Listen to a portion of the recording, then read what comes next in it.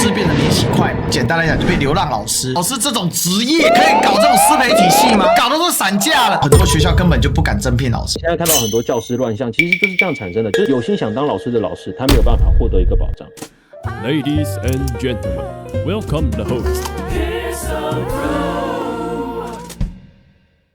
真正的问題是，这些学校永遠趴不開正式缺，反而永遠都只招代理或兼任。那招進來之後，最後呢，把你棄如敝屣，就你完全都不尊重這些老師。以我自己的故事為例，我在高雄市的逸仙高級中學任教了大概5個多月，經歷了一系列的事情，包括不簽聘書啊、欠薪啊、黑箱不續聘啊、拒發服務證明這些事情呢，加在一起，本身這個學校以外，我在上一所學校也發生過類似的事情，它不是一個學校的個案。那這也可以告訴大家一件事，這是全台灣數萬名非正式教師共同的處境。第一件事情呢，跟僱聘程序有關。從2025年的9月到我今年1月離開，校方呢從來沒有依法跟我簽署正式的書面聘書，違反了高級中等以下學校兼任代課及代理教師聘任實施辦法。那一個老師呢，如果連白紙黑字的合約都沒有的話，勞資關係就形同法律真空。出了事，我們到底要拿什麼保護自己？那你就會問啊，劉老師，你為什麼沒有去主動跟他要呢？因為我目前就待過2間學校，第一間學校就沒有發聘書給我了，我不知道的事情，你要我怎麼樣去提出來？那再來第二件事情，也是一個通病的惡意欠薪。我呢，開學後9月份的薪資呢，被校方呢用一些理由拖延到10月底才給付，要麼說是核銷，要麼說是我們新來的會計搞不清楚狀況。那其實呢，在勞基法第22條裡面就有明文規定說，公司應該要全額直接定期給付，而這種事情呢，你去打聽一下，在兼任的教師圈子根本就不是一個新聞。那這裡呢，我還有一個世界日報的一個數據佐證，根據呢教育部統計，還有世界日報的報道，全台呢有1萬名的大學的專職兼任教師領微薄的鐘點費，卻還要隱忍薪資被拖延到學期末才能領。像我認識的一個同學校老師，他12月薪水3月才領到。欠過年這種事情竟然發生在老師身上，甚至有國立大學帶頭欠薪，所以呢，這件事情普遍的一個情況呢。第三件事情就是所謂的黑箱不續聘。就照理來說啦，在2025年的12月的時候，教務主任呢把我約到他的辦公室，跟我講說，因為我斷考週監考，我請病假，家長投訴影響學生權益，他就直接口頭告知我不續聘了，沒有調查小組，沒有書面通知，也沒有讓我說明的機會。為什麼我會這樣講呢？因為依照教師評審委員會的設置辦法，凡涉及爭議性的投訴，應該要組成調查小組，並給予當事人陳述意見之權利。但這個逸仙高中呢，選擇跳過所有的程序，在未釐清事實、未考量我因病請假有醫療證明的前提之下，片面做出懲罰性的決定。這不是行政疏失，這是一種行政霸凌。他們甚至還所謂的拒發服務證明。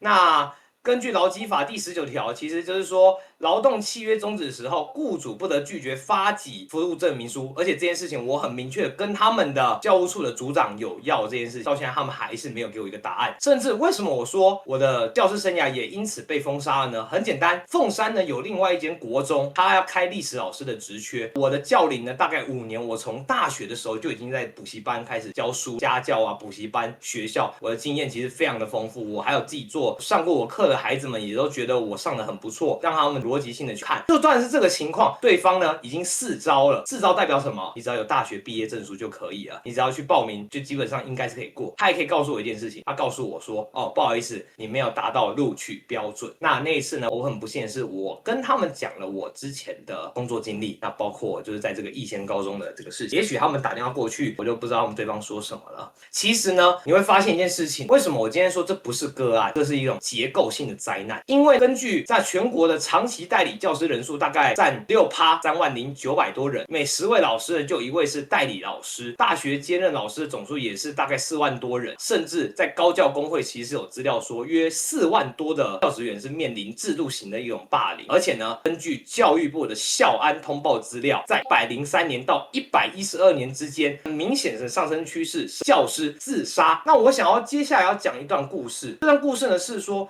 為什麼我想當老師？很簡單，我當老師從來不是為了賺大錢，或者是擁有什麼崇高的社會地位。我從國小、國中、高中、大學都被霸凌，那個時候沒有人可以幫我。所以當我開始教書之後呢，我告訴我自己，我要保護好我的學生，一切以他們的角度來做思考。那有一次呢，有一個學生呢就跟我的朋友說，哦，我想要成為像刘老師一般的老師。朋友問他為什麼，那個學生居然說，因為啊，這個劉老師呢，他不是讓我們只是會讀書考試，而是讓我們學會更多實用的知識。他只想要讓我們在歷史課感到開心。其實老實說啦，我在那一天晚餐的時候聽到，我哭了好久好久。那一刻我真的找到了一個成就感，甚至還有一個學生知道我要離開，他難過的說，他原本國中歷史只考10分20分，但是呢，在我的教導之下，他進步到及格，甚至考到70多分。我有幫他找到他的讀書方式，都可以證明一件事情，我不是一個失敗糟糕的老師，我是一個真正為教育世界付出心血與熱忱的教師。但是校方在未經正當程序、未考量我的教學成效情況之下，进行做出歧視性處分。他们呢，不只否定了一位教育充滿熱忱的基層教師，更是抹殺了學生獲得適性教育的機會。因為掙錢換大將乃是一個大忌，你今天教育永遠是100年的大業，你連教育這個東西都要把一個具有熱忱的老師給排擠成這個樣。就是我這輩子啊都在寫民族精神，我寫李定國如何帶領殘兵敗將在深山裡抗爭，我寫那些無名之輩如何在屠刀下保持風骨。我以為那只是史料，但看着眼前的大家，眼前的朋友家人，我才發現真正的民族精神不是什麼大道理，它只是一個在絕望的終點中依然選擇去愛、去相信、去反抗現實的勇氣。我也是做代理代課嘛，很多年了。为什么我去讀研究所？我就是為了拿教師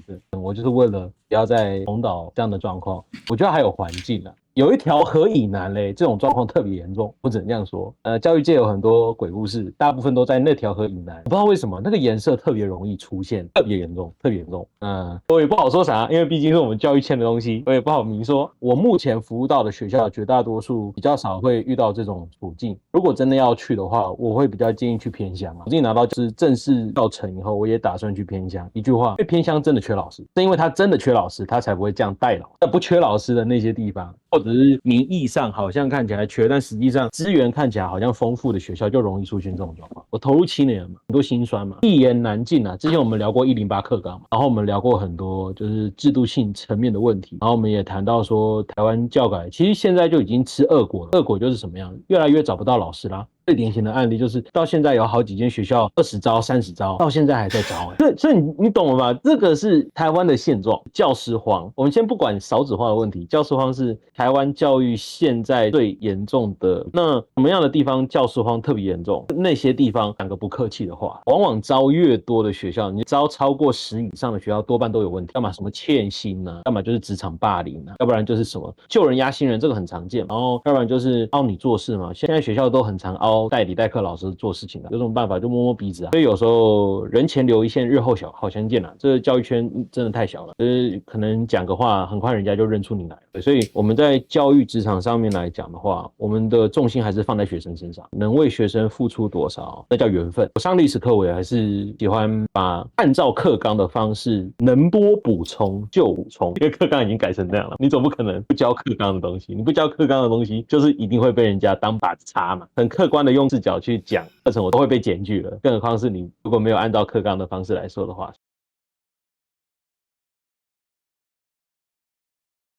有時候很無奈啦，就是你看得到問題，就像我前陣子跟我的學生在聊，我就說你們的課本教的不一定是正確的。我舉個例子來講好了，民國初年時，我們不是有講到一個，就是我們講到軍閥的部分，還有一個就是女性地位的提升嘛，對不對？女性地位的提升，兒童權益的重視，大概民國初年的時候逐漸慢慢提高。它有一個選擇題，就是我們說選項裡面寫到說，哪一個選項是錯的？然後他提到說，全體社會普遍認為產教是一個主流。然後他選項說這是錯的，然後我就好奇為什麼他說錯的？因為課本上寫說當時全部的主流認為，女性地位提升是一個主流的想法。我想啊，我畫一個問號，為什麼？民國初年中國大陸都市比只有幾%，到30%，只有70-80%的人口絕大多數在鄉村區。鄉村區，請問一下，是一個能夠接受婦女地位提升的一個區域嗎？這種狀況要直到文革以後才有徹底被解決，不然在那之前，其實婦女地位在鄉村提升在民國初年並非是一個主流。所以我才看到這個，我就想，課本就當編，那我們就要這樣上。然後我就跟學生講，沒關係，這個送分，老師給你算送分。但我說考段考的時候一定要按照課本來看，寫會考的時候一定要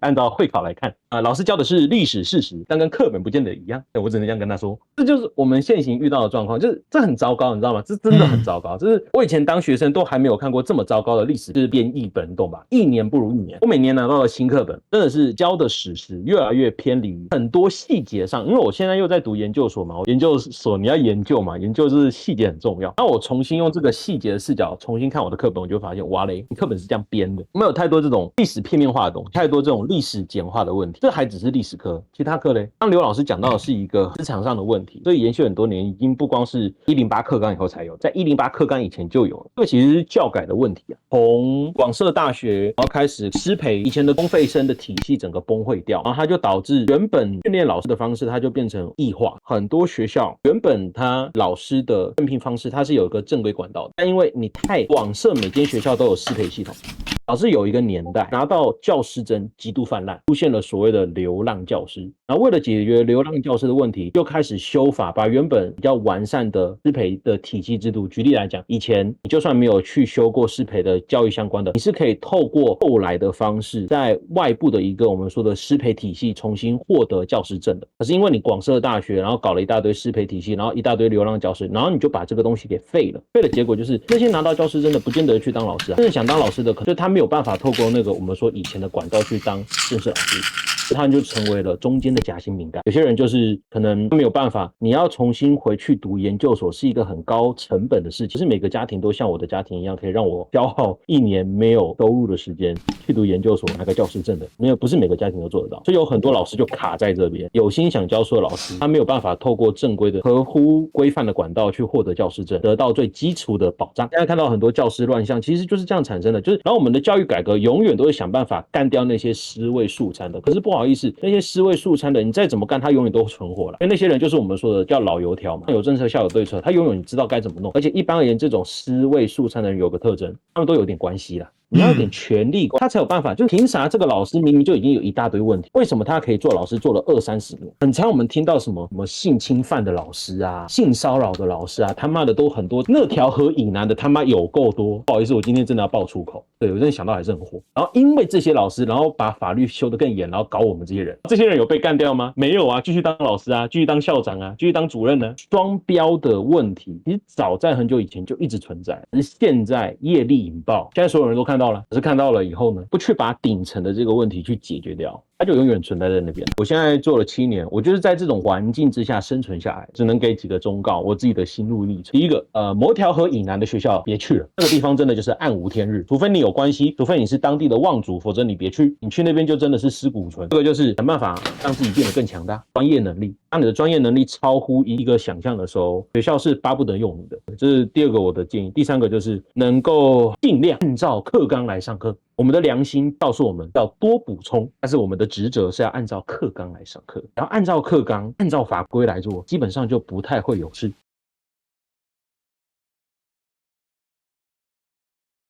教書這件事情，主角不是老師，主角是學生哦。沒有大愛的人很難當老師，因為主角是學生，但是你必須整套的以你來主演這件事情本身，在心理上面它就會出現一個落差的這個狀況。第二個，干擾的力量、家長的力量、學校的體系的力量哦，這個都是一個問題。那第三個，老師並不是能夠賺大錢的職業，所以呢，你的物質享受甚至比你的學生還糟糕很多，因為學生裡面有錢的多的是，尤其台灣哦，長期積累的大量財富又少子化，所以現在的孩子啊，豐衣足食的一大堆啊。最後一個，我覺得這一條路不會斷絕，是為什麼？因為真的要教，就像剛才陳老師說，到偏鄉去的話，包食宿啊，而且還有加給啊，然後他們缺人缺得很，把你奉為啊這個座上賓，會比你在高雄泥潭裡面繳獲啊來得好。只是台灣現在這個環境確實在劣化當中，老師的地位越來越低嘛，學生跟家長對於老師的要求依然不變，甚至更多了。而且台灣有一個很奇怪的現象，教育呢分成3種教育嘛，家庭教育、學校教育、社會教育嘛，在家即為家庭教育嘛，到學校是學校教育，出了社會就變成社會教育。但是很奇怪的事情是，很多人出了社會，他不在社會教育了。其實教育是終身的事情，包含被教育者本身。其實大家終身都要學習，社會教育還包含自我教育的過程哦，所以這是我自己觀察到的一個現象。那我們線上有那個 HD 老師哦，他是大陸的老師，要不要來分享一下？我分享一下吧。這個我今年是進入到第12年的教龄，那当然我在大陸教书，我就属于站着说話不腰疼的啊。第一個問題就是說什麼呢？雖然大家都形容老師用那句古詩叫春蚕到死絲方盡，蠟炬成灰淚始乾，但說句實在的，就是一個老師千萬不要為愛發電，不要用熱情來燃燒自己，不可持續。下來的結果呢就兩個，就如果你持續的為愛發電的話，一個呢就是滑落到另外一個極端，就是對這個行業徹底的失去了自信，這是非常沒必要的，因為本來這個行業是大有前景的一個東西。另外一個就是你會滑落到張雪峰那個狀態，直到剛離開，是吧？就是燃燒自己，燒到了一個壽命都沒有了。是需要做的，我覺得就2件事啊。第一件事呢就是精進業務，這個剛才陳老師也在講。另外一個呢是收支平衡，就是你的付出和你的回報一定是要成比例的，对等的。你不要指望着說就是刚才說的为爱发电这件事儿。这個收入呢，你可以理解成就是說金錢的收入，或者呢，你也可以理解成就是說我在整個的教學行為當中是否找到了我的一個熱情，或者是找到了樂子，能支持我一直在燃燒的，但是不能就是一直的就那麼燒下去。這個收入可以有多種，這個反正大家可以自己評估，金錢或者說是你個人的教育理想。另外一個的問題就是教育領域的主要矛盾向來都不是教育的問題，這個也是每一位老師一直，包括我在內也是啊，一直在背負的一個事情。像張雪峰老師，很多人說他是在制造焦慮，他其實不是在制造焦慮，他是在利用焦慮啊，他是在利用焦慮。像我一個教高中的老師，你說我沒有在利用焦慮嗎？你說大家沒有學歷焦慮，我沒有在利用嗎？肯定是在利用的。沒有利用的話，根本就挖掘不到學生內心，你就只有3年時間，你沒有辦法說讓他從內心生發出一個很好的一個成長的一個動力，你只能是靠着某種意義上叫忽悠，是吧？其實並不是很可持續的一個東西。剛才歷史哥講到這個學生中心論，對吧？我大概就分享這2點吧，簡要分享一下。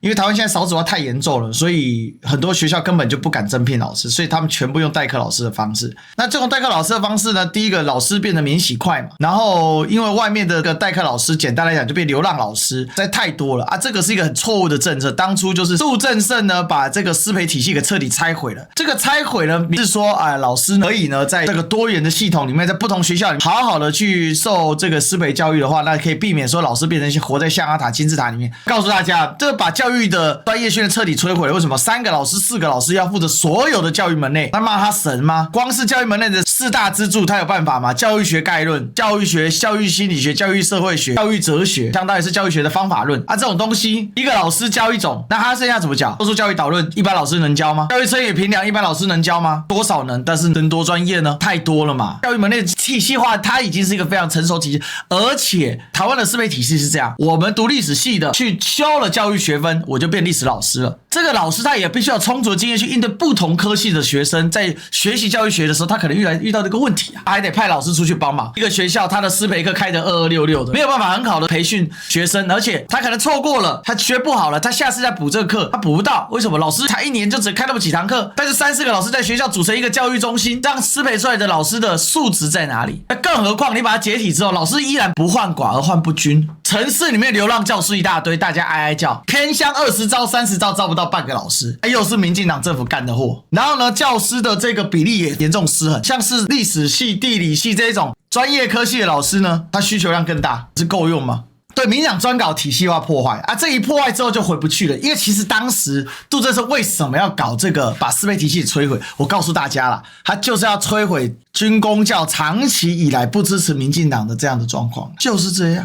還有什麼別的呢？民進黨的每一個事情、每一個動作，都是為他的政治奪權在服務，不是為老百姓在服務。這樣不良的風氣長期發展下來，到基層就變成霸凌的風氣嘛。因為老師的那個社群的共有感消失了，變成人踩人啊。因為大家都在體系之內，所以互相彼此制衡，除非極端狀況，但多數時候，大部分還是守望相助的多啦。這個狀況讓今天台灣依然付出巨大的代價，而因為教師制度不斷的耗損，優秀的老師呢都在體系當中就慢慢就離開散離了，或者他就變成一個教書匠，孩子的狀況老師越來越隔離嘛。台灣的黑質化怎麼來的？老師素質的下降是一個其中很重要的一環啊。台灣今天會淪落至此是多方面造成的。老師這種職業，它的本質是作育英才啊，為老百姓創造一個基本的共同認同啊，所以它要最穩定、最有制度、最有保障，而且它的制度裡面要成為良性的善的循環。可以搞這種師培體系嗎？搞得都散架了，有人出來說狗屁倒灶的事情。然後民進黨上來之後又搞了一堆543的啊，什麼課綱小組裡面有高中生，連自己的課都還沒學完，他怎麼修課綱啊？他可以做參考，可以做諮詢，他可以作為委員之一嗎？只能列席就不該入席，不然大家等着吃席吧。教改到最後就出現一堆怪物啊！我跟大家講啊，就是說很多事情我都放在心裡面。剛好今天大家既然這麼多搞教育的同仁們上來聊聊天，我是挺感動的，也看到新一代的年輕人的受挫，但是也看到你的生命力嘛。多加油！台灣的教育就是需要像你們這樣有熱情的人，有堅持的人。這也是為什麼我做這個頻道啊，就是有的時候不是那麼討喜，但是我覺得能夠講講真話，大家來聽一聽，題材是挺不錯的唄。所以我一直覺得說，希望台灣的教育能夠重新的整頓一下，能夠重新的改革一下，真的不然教改啊越改越爛，這是每個人都知道的事實。